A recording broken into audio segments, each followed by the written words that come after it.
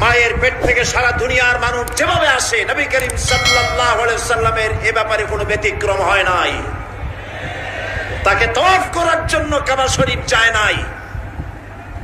এই জাতীয় বাজে কথা বলে মুহাম্মদ সাল্লাল্লাহু আলাইহি সাল্লামের সম্মান বাড়ানো হয় না। হাদিসে যা আছে সেইটুকু বলেন, বেশি বলতে যাইয়েন না। মুহাম্মদ সাল্লাল্লাহু আলাইহি সাল্লামের এর থেকে বড় সম্মান আর কি হবে? আল্লাহর পরেই তার সম্মান। আপনি বানায় আন্দাজে সম্মান দিতে যাবেন কেন? বানায় কি সব মিথ্যা কথা। ওয়াজের মধ্যে কান্দে কান্দে মানুষের নিজেও কান্নার ভান ধরে, লোকেরা তো বোঝে না। কয় যে একদিন নবী মোস্তফায় রাস্তা দিয়ে হাইটা যায়, হরিণ একটা বান্দা ছিল কাশিরই তলায়। লোকেরা কয় সুবহানাল্লাহ। আসলে এরকম কোন ঘটনা ঘটেই নেই। আন্দাজে মিথ্যে কথা বলে রাসূলের সম্মান বাড়াবার কোনো দরকার আছে? রাসূলের সম্মান তো আল্লাহই দিয়েছে। তার থেকে সম্মানী ব্যক্তি আরশের নিচে জমিনের উপরে আর কেউ আছে? তো খামাখাই সব মিথ্যা কথা কেন বলা? আর বলা হয় তিনি মানুষ না, আর তিনি সব জায়গায় উপস্থিত হন। নাউযুবিল্লাহি মিন যালিক। কি মুশরিকানা আকীদা! মুশরিকানা আকীদা। সকল জায়গায় সমভাবে দেখতে পারেন আল্লাহ রাব্বুল আলামিন। যেটা আমার খালেক পারেন, রাসূল মাখলুক তিনি তা পারেন না। নবী করিম সাল্লাল্লাহু আলাইহি ওয়াসাল্লামকে তার নামে মিলাদ পড়া হচ্ছে। এক জায়গায় দাঁড়াইতে হবে সকলকে। কেন দাঁড়াইতে হবে? কারণ নবী করিম সাল্লাল্লাহু আলাইহি ওয়াসাল্লাম আসবেন, দাঁড়াবে না? এরকম বেয়াদব উম্মত আছে নাকি যে রাসূল আসবে আর দাঁড়াবে না? অনেক বছর আগে হাজীগঞ্জে আমার একটা মাহফিল ছিল। মাহফিলে যাই দেখি সেখানে একটা বিশাল চেয়ার। এটা কেন?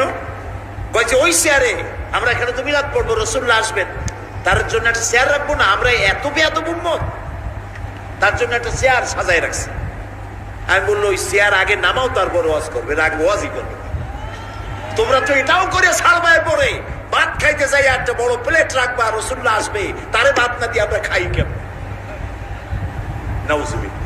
আমি বললাম তর্কের খাতিরে যদি মেনেও নেই যে রাসূলুল্লাহ এক জায়গায় আমরা মাহফিল করতেছি, মিলাদ করতেছি, রাসূলুল্লাহ আসবেন, তর্কের খাতিরে মানলাম। আচ্ছা ঠিক আছে, আসুন। উম্মতের জন্য ফরজ হয়ে গেছে চেয়ার দেওয়া, ঠিক না? তাহলে এবার বলেন, রাসূলুল্লাহর জন্য মঞ্চে একটা চেয়ার রাখা হয়েছে, তিনি বসবেন, তার পাশে আর একটা চেয়ার দিয়া বসতে পারে এমন বেয়াদব আকাশের নিচে জমিনের উপরে আছে নাকি? কাজে এর দ্বারা রাসূলুল্লাহকে ইজ্জত করা হলো না, তাওহীন করা হলো। নবী করিম সাল্লাল্লাহু আলাইহি ওয়াসাল্লাম সদা সর্বত্র আপনি মিলাদ পড়বেন আর সেখানে এসে হাজির হবেন, এই আকীদা জায়েজ নাই, জায়েজ নাই। মিলাদ শরীফ আবিষ্কার হয়েছে নবী করিম সাল্লাল্লাহু আলাইহি ওয়াসাল্লামের ইন্তেকালের অন্তত 600 বছর পরে। ইয়া নবী সালাম আলাইকার এরকম একসাথে কোরাস গাওয়ার এই ব্যবস্থা রাসূলের যুগে ছিল না, সাহাবায়ে কেরামের যুগে ছিল না, তাবিঈনদের যুগে ছিল না, তাবে তাবিঈনদের যুগে ছিল না, আইম্মায়ে মুস্তাহিদদের যুগে ছিল না। প্রিয় ভাই সব, সুতরাং আমাদেরকে রাসূলকে মহব্বত আন্দাজে করলে হবে না। আপনি কি বলতে পারবেন রাসূলের একজন সাহাবী রাসূলকে যে মহব্বত দিয়েছে, সারা পৃথিবীর সব মানুষ একত্রিত হয়ে সেই মহব্বত দিতে পারবে? একজন সাহাবী, আব্দুল্লাহ নাম আব্দুল উজ্জা। নবী করিম সাল্লাল্লাহু আলাইহি ওয়াসাল্লাম হিজরত করেছেন, তিনি নবীর আশেক হয়ে গেছেন। কাফের ছেলে, 20 বছর বয়স, আশেক হয়ে গিয়েছেন নবীর জন্য। নবী করিম সাল্লাল্লাহু আলাইহি ওয়াসাল্লামের চেহারা, তার কথাবার্তা, তার ব্যবহার, পাগল হয়ে যায় মানুষ। সুবহানাল্লাহ। এমন কোন মানুষ নাই যে একবার তাকাবে আর চোখ ফিরাইতে পারবে। চোখে পলক দিত না মানুষেরা, পলক দিলে পরে ওই সময়টুকুন নবীরে দেখতে পারবো না, এই জন্য চোখ খোলা রাখতো তাকে দেখার জন্য। আব্দুল উজ্জা রাসূলের হিজরতের পর চাচার কাছে তিনি ছিলেন, গরিব মানুষ। গিয়ে বলছে, চাচা মুহাম্মদ সাল্লাল্লাহু আলাইহি সাল্লাম যে আখিরি জামানার পয়গম্বর, আপনি কি বিশ্বাস করেন? কইছে মনে হয় হইতেও পারে। আচ্ছা তাহলে আপনি কি ঈমান আনবেন? কয় না, ঈমান আনবো না। আব্দুল্লাহ বলছে আচ্ছা আমি মনে করেছি আপনি ঈমান আনবেন, তারপরে আমি আপনার সাথে ঈমান আনবো, কিন্তু আমি তো আর ধৈর্য রাখতে পারছি না। আমি যখন জানতে পারলাম আপনি ঈমান আনবেন না, আমি আপনাকে শুনাইয়া তাওহীদের কালেমার সাক্ষী দিতেছি, আল্লাহরে শুনাইয়া লা ইলাহা ইল্লাল্লাহু মুহাম্মাদুর রাসূলুল্লাহ। চাচা বলছে আব্দুল উজ্জা তুমি জানো এর পরিণতি কি? কয় না জানি না। এর পরিণতি হচ্ছে তোমার বাড়ি ঘর, উট ছাগল ভেড়া দুম্বা যা আছে সব আমার দেওয়া, এগুলিকে ছেড়ে দিতে হবে। তিনি বললেন ছেড়ে দিলাম, সব ছেড়ে দিলাম। তোমার ঘর এটাও আমার দেওয়া, এটাও বাদ দিলাম। তোমার পরনে যে লুঙ্গি গায়ে যে কাপড় এটা আমার দেওয়া, এটাও বাদ দিতে হবে। দিলাম বা কাপড় খুলে ফেলে দিল, জামাও খুললো লুঙ্গিও খুলে দিল। উলঙ্গ হয়ে সর্বহারা হয়ে মায়ের কাছে চলে গেছেন। মা তার ভরা যুবক এই ছেলেকে উলঙ্গ দেখে দুই হাত দিয়ে চোখ ঠেসে ধরেছে। বাবা তোমার এই দুরবস্থা কেন? তিনি বললেন মা আমি রসুলের প্রতি আল্লাহর প্রতি ঈমান এনেছি, তাই আমার এই দুরবস্থা। তুমি আমার কাছে কি চাও? তিনি বললেন মা আমি আপনার কাছে শুধু একটা কাপড় চাই, আমি মদিনায় যেতে চাই রসুলের কাছে। মা বললো আমার কাছে তো কাপড় নাই, আমি গরিব মানুষ, একটা ছেঁড়া কম্বল আছে। এই ছেঁড়া কম্বলটা তিনি পরলেন, হাঁটু বের হয়ে থাকলো, পায়ে হেঁটে কখনো কোনো যানবাহনে করে কষ্ট করে এই পরনের লুঙ্গিটাও আনতে পারে নাই। ইত্যবসরে তাবুকের যুদ্ধের দামামা বেজে উঠেছে, রোমানদের সাথে রাসূলুল্লাহর যুদ্ধ হবে। আল্লাহ নবী সাহাবায়ে কেরামদেরকে একত্রিত করে যুদ্ধের প্রস্তুতি নিলেন। সমস্ত লোকেরা টাকা পয়সা দিল, মহিলারা সোনা দানা দিলেন, সবগুলি নিয়ে রাসূলুল্লাহ রওনা করলেন। 30,000 সৈন্য নিয়ে নবীজি রওনা করেছেন তাবুকের দিকে। আর 2 লক্ষ সৈন্য আসছে রোমানদের।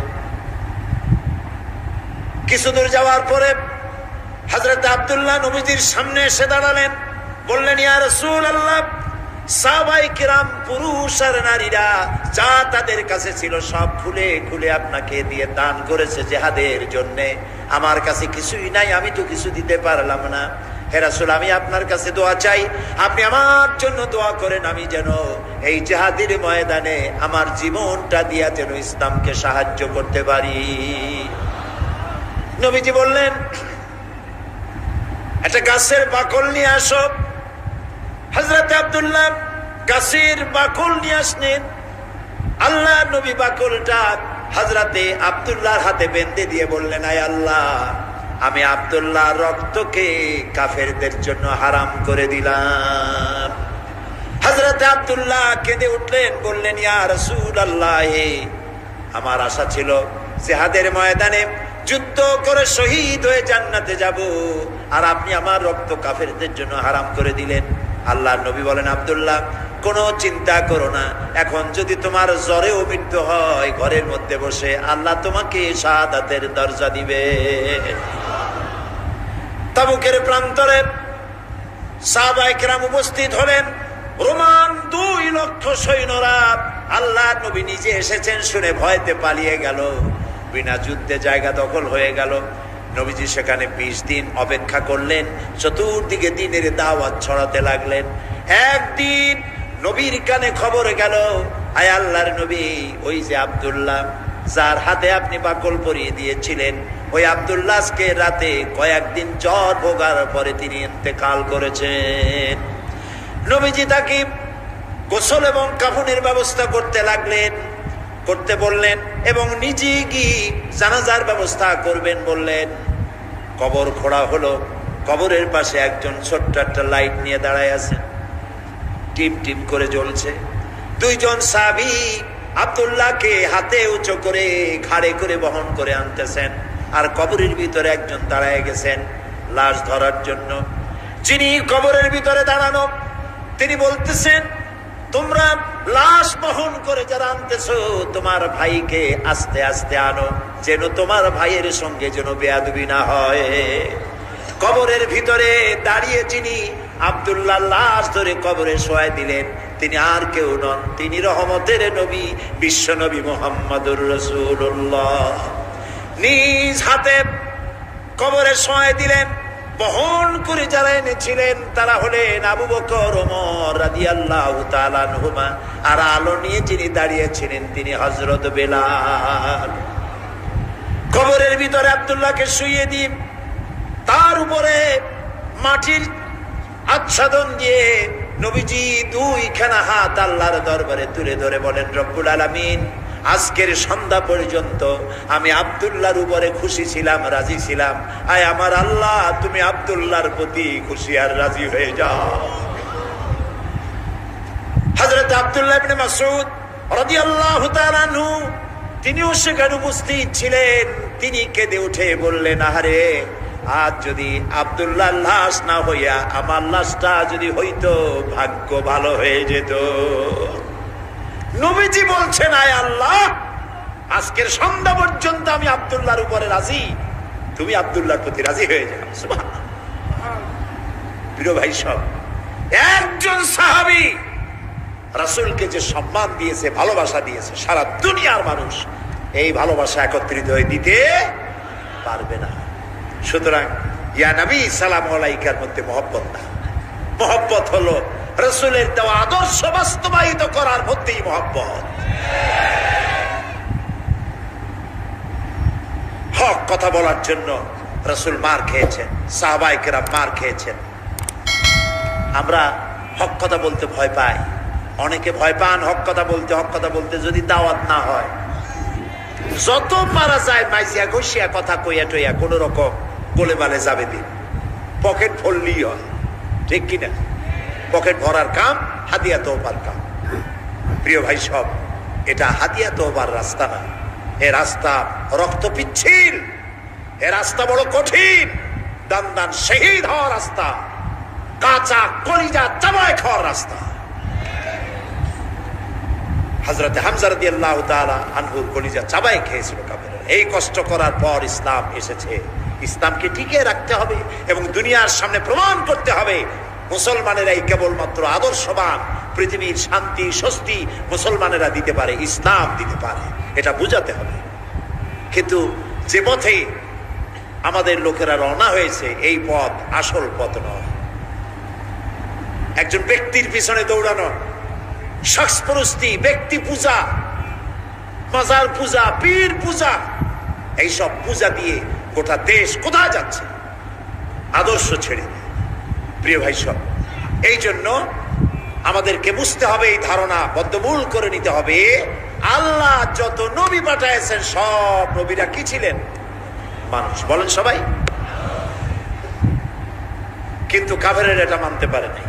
কাফেরেরা বলতো, মা হাদা ইল্লা বাশারুম মিথলুকুম ইউরিদু আন ইয়াতাফাদ্দালা আলাইকুম ওয়ালাউ শাআ আল্লাহু লাআনজালা মালাইকাতাম মা সামি'না বিহাদা ফি আবাইনাল আউয়ালিন।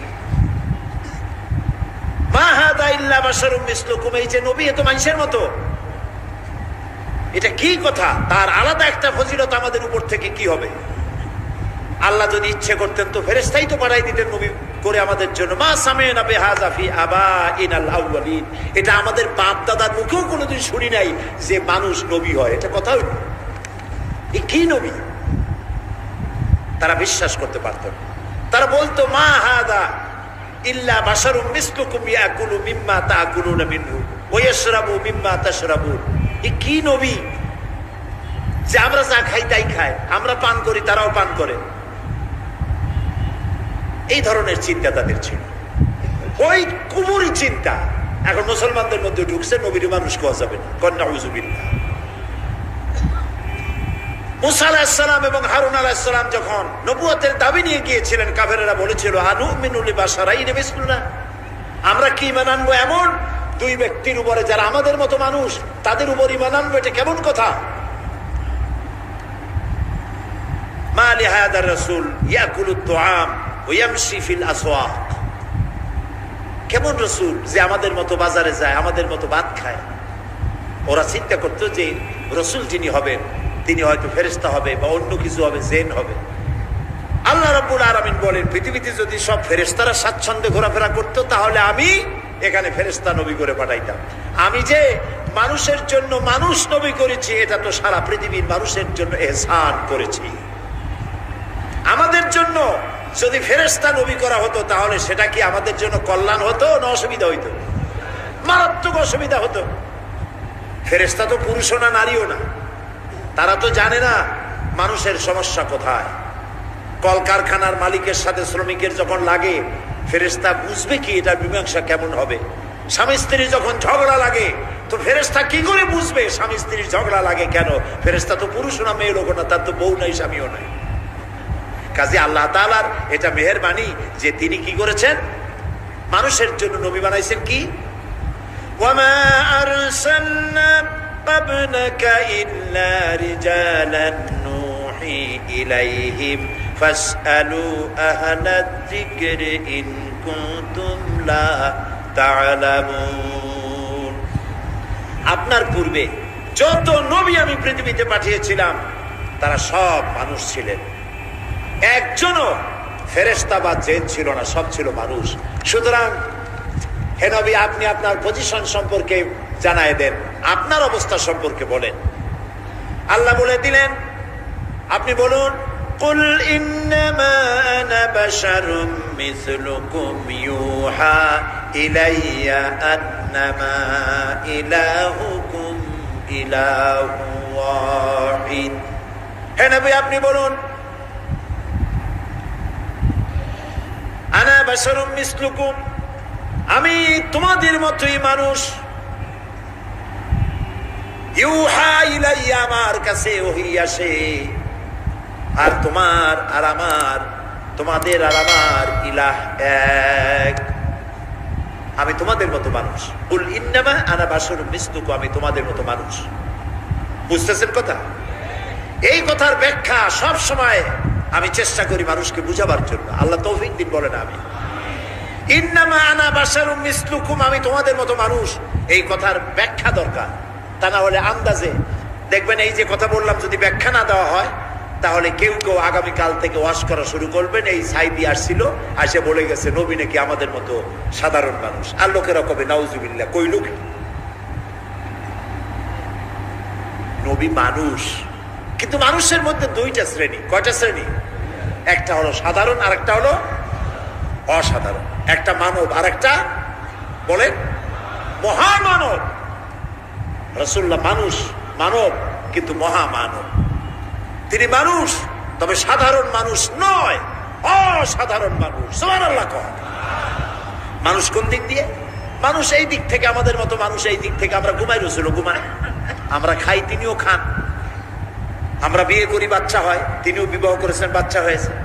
তার শরীর কাটলে যে রক্ত বেরোতো, সেই রক্ত সাদা ছিল না, সে রক্ত আমাদের মতো লাল রক্ত ছিল। তিনি আনন্দ পেলে হাসতেন, দুঃখ পেলে কাঁদতেন। নবী করিম সাল্লাল্লাহু আলাইহি ওয়াসাল্লামের ছেলে মারা গেল, তিনি কাঁদতেছিলেন, চোখ দিয়ে পানি পড়তেছিল। সাহাবায়ে কেরাম বললেন, হে রাসূল, আপনি তো আমাদের কাঁদতে নিষেধ করেছেন। নবী করিম সাল্লাল্লাহু আলাইহি ওয়াসাল্লাম বলেছেন, আমি চিল্লাতে নিষেধ করেছি, আমার চোখ দিয়ে যেটা পড়ছে এটা হলো মুহাব্বত। আমার অন্তর আল্লাহর দিকে তার ইচ্ছার উপরে রাজি আছে, কিন্তু চোখ দিয়ে মহব্বতের পানি পড়তেছে, করুণার পানি, দয়ার পানি, রহমতের পানি পড়তেছে। আমার দিলের মধ্যে কোনো প্রতিবাদ নাই। মাঝখানে একটা কথা বলে রাখি, অনেক আমাদের দেশে প্রায় কেউ যদি মারা যায় বাড়ির মধ্যে কান্নার রোল পড়ে যায়, হয় কিনা বলে? কথা কন না কেন? কান্নার রোল পড়ে যায়। আমরা মেয়ে লোকেরা চট্টগ্রামে কি করে জানি না, বরিশাল বিভিন্ন জায়গায় মেয়ে লোকেরা যখন কান্দে তখন সুর করে কান্দে। দুঃখের মধ্যে সুর আসে কেমনে আমি বুঝি না। সুর দিয়ে, সুর না হলে কাঁদতে পারেন। আপনাদের এদিকে আছে বোধ হয়, আছে, সুর দিয়ে কাঁদ। এই যে বিলাপ করতেছেন কেন? আপনি আওয়াজ করে কাঁদছেন কেন? তার অর্থ দাঁড়াচ্ছে আল্লাহর সিদ্ধান্তের বিরুদ্ধে আপনি প্রতিবাদ করছেন। বলেন নাউজুবিল্লাহ, বলেন নাউজুবিল্লাহ। আজকে সকালে আমি এক মহিলার জন্য দোয়া করেছিলাম। বিশ্ব ইসলামী আন্দোলনের নেতা অধ্যাপক গোলাম আজম, জামাত ইসলামী বাংলাদেশের সাবেক আমির, তার বড় ছেলের বউ পুত্রবধূ সালমা মুন্নিনা,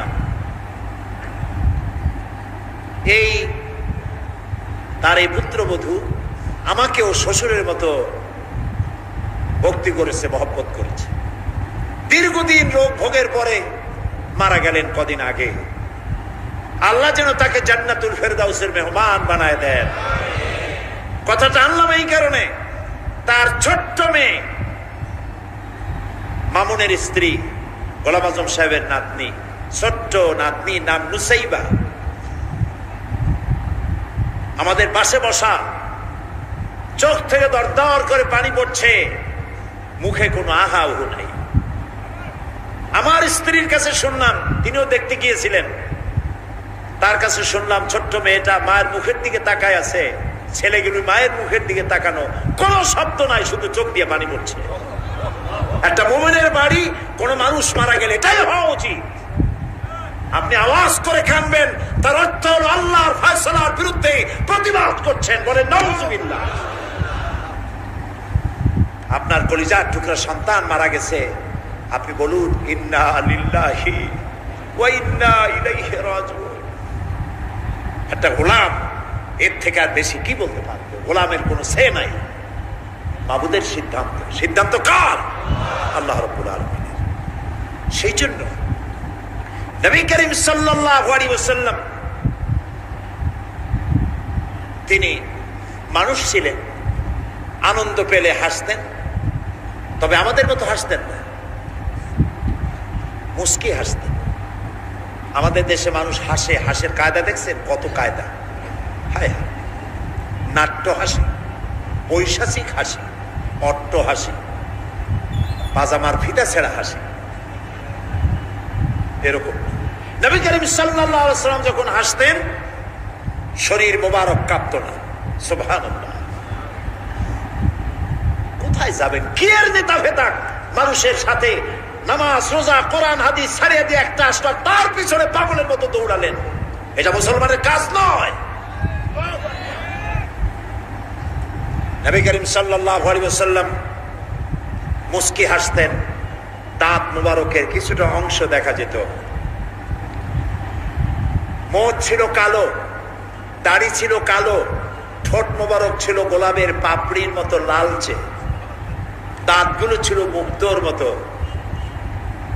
এর মধ্য থেকে যখন তিনি হাসতেন মনে হতো কালো মেঘের মধ্য দিয়ে বিদ্যুৎ চমকে যাচ্ছে, মানুষেরা পাগল হয়ে যেত মহব্বতে।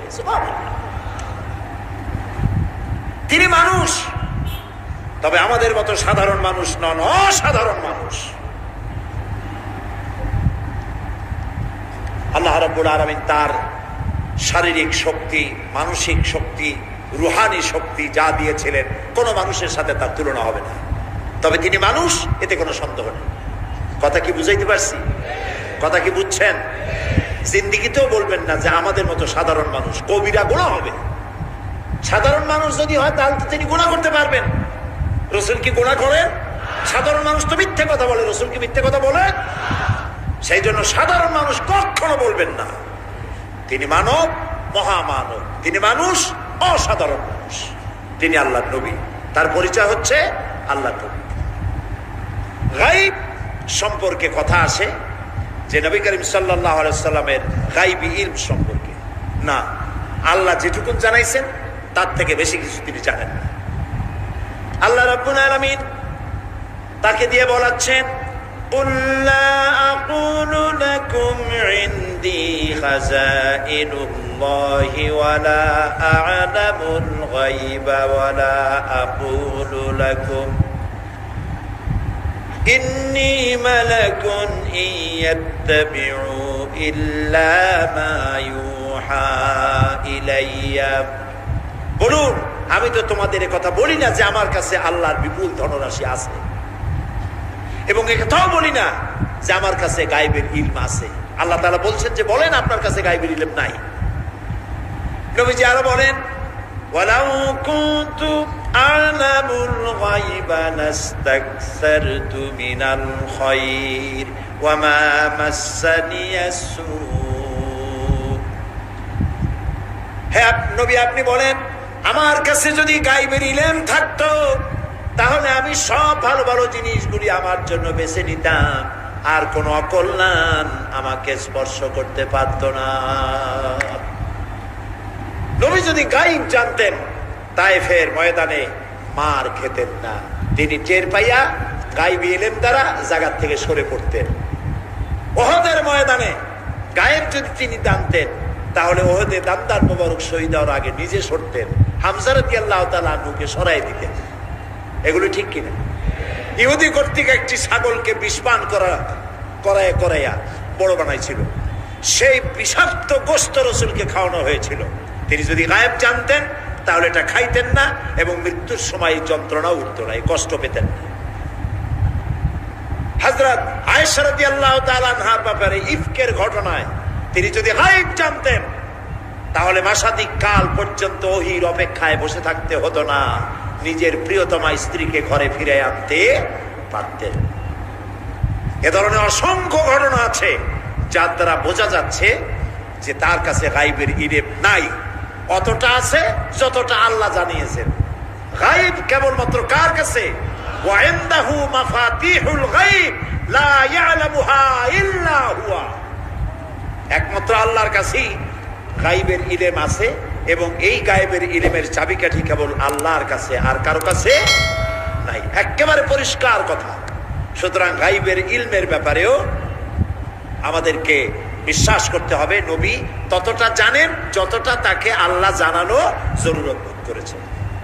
প্রিয় ভাই সব, নবীর প্রতি ঈমান আনার অর্থই হলো নবী করিম সাল্লাল্লাহু আলাইহি ওয়াসাল্লাম তিনি যেভাবে জীবন পরিচালনা করেছেন, রাষ্ট্র পরিচালনা করেছেন, ওইভাবে আমাদের জীবন, আমাদের রাষ্ট্র, আমাদের স্বভাব, আমাদের সমাজকে ওই আদলে পরিচালনা করতে পারলেই নবীর প্রতি ঈমান আনা হবে। এই নবীর প্রতি ঈমান রাষ্ট্রীয়ভাবে, সামাজিকভাবে, আন্তর্জাতিকভাবে কিভাবে আমাদের পালন করতে হবে সেই কথাগুলি বলবো আপনাদের সামনে আগামীকাল ইনশাআল্লাহ। সবাই বলি ইনশাআল্লাহ। এখন মোনাজাত হবে। মোনাজাতের জন্য সব দাঁড়ানো ভাইয়েরা যার যার জায়গায় মোনাজাতের জন্য বসে পড়ুন, আর একটু জোরে সোরে জিকির করেন, সুবহানাল্লাহ ওয়ালহামদুলিল্লাহ লা ইলাহা ইল্লাল্লাহ, সুবহানাল্লাহ ওয়ালহামদুলিল্লাহ লা ইলাহা। প্রিয় ভাই সব, আজকে 3 জন মুসলমান হবেন, আলহামদুলিল্লাহ বলেন। আজকে মুসলমান হবে 3 জন। নাম হলো তপন বড়ুয়া, পিতা হলো লাতু বড়ুয়া। তপন বড়ুয়া, আর তিনি বৌদ্ধ ধর্মের লোক। বাড়ি হলো উখিয়া, কক্সেস বাজার। নাম পছন্দ করেছে মোহাম্মদ ইউসুফ। আর একজন হলো শ্রী খোকন বিশ্বাস, পিতা মৃত্যু বাবুল বিশ্বাস। বাড়ি হলো পদুয়া, চট্টগ্রাম। বর্তমান নাম পছন্দ করেছে মোহাম্মদ ওমর ফারুক। একজন মহিলা, নাম হলো শ্রী শিখা দে। পিতার নাম মৃত বলরাম দে। বাড়ি হলো চকবাজার, চট্টগ্রাম। বর্তমান নাম পছন্দ করেছে মোসাম্মদ কুলসুম বেগম। আরো কাছে লা ইলাহা ইল্লাল্লাহু মুহাম্মাদুর রাসূলুল্লাহ। আল্লাহ ছাড়া, আল্লাহ ছাড়া, জোরে বলো, আল্লাহ ছাড়া আল্লাহ ছাড়া কোনো উপাস্য নাই, কোনো উপাস্য নাই, মাবুদ নাই, মাবুদ নাই, মুহাম্মদ মুহাম্মদ সাল্লাল্লাহু সাল্লাল্লাহু আলাইহি ওয়াসাল্লাম আলাইহি ওয়াসাল্লাম আল্লাহর প্রেরিত রাসূল। আল্লাহ প্রেরিত রাসূল। আশহাদু আন আশহাদু আন লা ইলাহা লা ইলাহা ইল্লাল্লাহু ইল্লাল্লাহ ওয়াহদাহু ওয়াহদাহু লা শারীকা লাহু লা শারীকা লাহু ওয়া আশহাদু আন্না ওয়া আশহাদু আন্না মুহাম্মাদান মুহাম্মাদান আবদুহু আবদুহু ওয়া রাসূলুহু। ওয়া রাসূলুহু। আমি সাক্ষ্য দিচ্ছি আমি সাক্ষ্য দিচ্ছি আল্লাহ ছাড়া আল্লাহ ছাড়া কোনো ইলাহ নাই, মাবুদ নাই, উপাস্য নাই, তিনি এক, তিনি এক, তিনি একক, তিনি একক, তার কোনো তার কোনো অংশীদার নাই। আমি আরো সাক্ষ্য দিচ্ছি আর সাক্ষ্য মুহাম্মদ মুহাম্মদ সাল্লাল্লাহু সাল্লাল্লাহু আলাইহি ওয়াসাল্লাম আল্লাহর বান্দা আল্লাহর এবং তার তার প্রেরিত রাসূল। আসসালামু আলাইকুম। এই নতুন মুসলমানদের সালাম নেন, সবাই বলেন। আরেকজন মহিলা ইসলাম কবুল করেছেন, তিনি প্যান্ডেলের ভেতরে আছেন। আমি মোনাজাত করব। আর আগামীকাল এই মাহফিল শেষ দিন সমাপ্ত হবে ইনশাআল্লাহ। সবাই বলি ইনশাআল্লাহ। আপনাদের খেদমতে আরজ হচ্ছে এই যে ইসলামী সমাজ কল্যাণ পরিষদের এই বিশাল মাহফিলের যে লক্ষ লক্ষ টাকা খরচ হয়, এই খরচে আপনারা শরীক থাকেন, আপনাদেরকে ধন্যবাদ জানাই, আলহামদুলিল্লাহ বলেন। আল্লাহ তাআলা বলেছেন তাআওয়ানু আলাল বিররি ওয়াত তাকওয়া ওয়ালা তাআওয়ানু আলাল ইসমি ওয়াল উদওয়ান।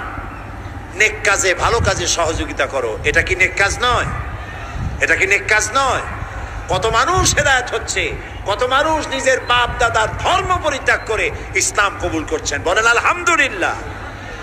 আপনারা যাওয়ার সময় প্রত্যেকটি বাসের সাথে একটা করে বাক্স আছে, টিন আছে।